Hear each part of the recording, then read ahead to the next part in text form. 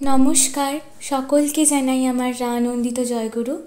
আশা করছি আপনারা সকলেই খুব ভালো আছেন, সুস্থ আছেন।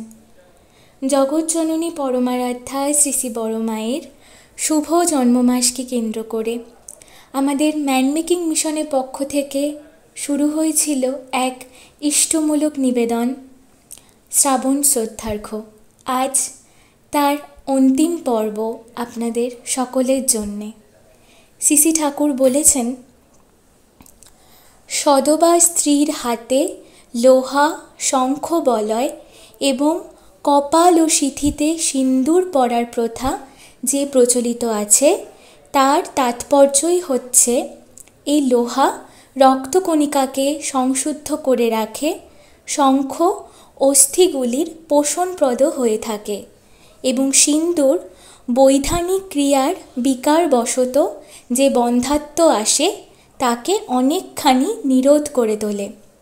অতএব এই তিনই প্রসূতিদের পক্ষে বরণীয় অলঙ্কার, যার ফলে এই স্ত্রী স্বামীর বল, বর্ণ, আয়ু ও স্বস্তির শুভদ সম্পদ হয়ে উঠতে পারে, আর তার গর্ভস্থ সন্তানকেও পোষণ প্রদীপ্ত করে তুলতে ত্রুটি করে না।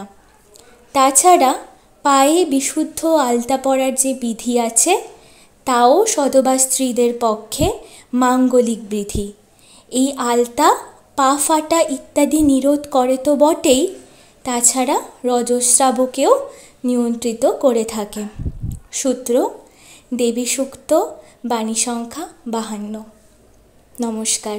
আপনারা সকলেই খুব ভালো থাকবেন, আনন্দে থাকবেন। আমাদের এই পুরো শ্রাবণ শ্রদ্ধার্ঘ্য আপনাদের কেমন লাগলো আপনারা অবশ্যই জানাবেন, এবং আপনাদের সকলকে অনেক অনেক ধন্যবাদ। আপনাদের সকলের সহযোগিতা ছাড়া আমাদের পক্ষে এই পুরো মাস জুড়ে বড় মাকে স্মরণ করে তার উদ্দেশ্যে আমাদের এই নিবেদনকে এগিয়ে নিয়ে যাওয়া এতটা সহজ হতো না। আপনারা পাশে ছিলেন জন্যই আমরা এতটা সুন্দরভাবে সবটা আপনাদের সামনে উপস্থাপন করতে পেরেছি। আপনারা খুব ভালো থাকবেন, সুস্থ থাকবেন, এবং পরম দয়ালের রাতুল চরণে আপনাদের সকলের জন্য আমি মঙ্গল প্রার্থনা নিবেদন করব।